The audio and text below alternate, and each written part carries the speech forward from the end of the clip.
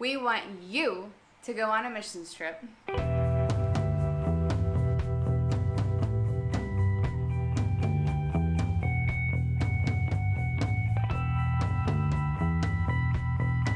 But you're probably thinking, how do I even go on a missions trip? Well, we want to help you. We're going to break this down into two categories. We're going to be talking about the practical and also the spiritual aspects of mission trips. Here's some practical tips. If you want to go on a missions trip, you need to get connected with someone who's already there. Communication is going to be key because if you're not communicating well and you show up in a third world country without someone to help you navigate that, that can be a disaster. It is so important to have a plan or an itinerary, but do not be rigid about it. Things rarely go as planned overseas, and so being flexible is kind of the name of the game when it comes to mission trips. Before you go anywhere, it is so important to do some research on what vaccines you need. You're pretty much guaranteed that any country you want to go to, you're going to have some vaccines. We'll put a link in the description below so that you can follow that and find out what is required in the specific countries that you want to go to. For example, if you come to Uganda, if you do not have proof of having had a yellow fever vaccine, you can't get in the country. They'll ship you back home. And on that note, if your passport is not up to date and it is gonna expire even within 6 months, they might not let you on the plane at the gate. So you wanna make sure that your passport is up to date and good to go.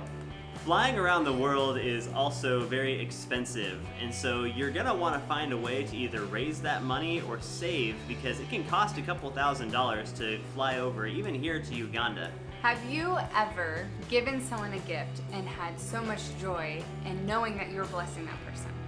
So I want you to think about that when you think about raising funds to go on a missions trip.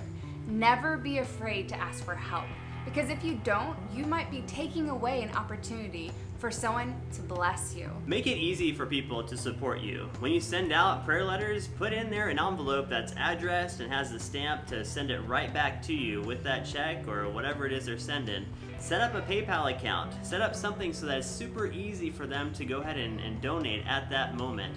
Because sometimes people hear about it, they want to do something, and then they forget, or it takes too long for it to actually happen, so you lose those funds. So make sure that you set something up that's quick and easy that people can use and be able to donate to you.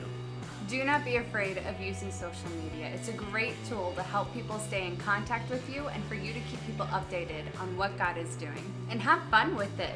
Maybe you're really good at sewing or making jewelry or taking pictures. So find some creative ways that you can raise money to go on the trip. How Adopt a Box works is you have boxes 1 through 100, and when someone adopts a box, they're giving the amount of the number box that it's worth.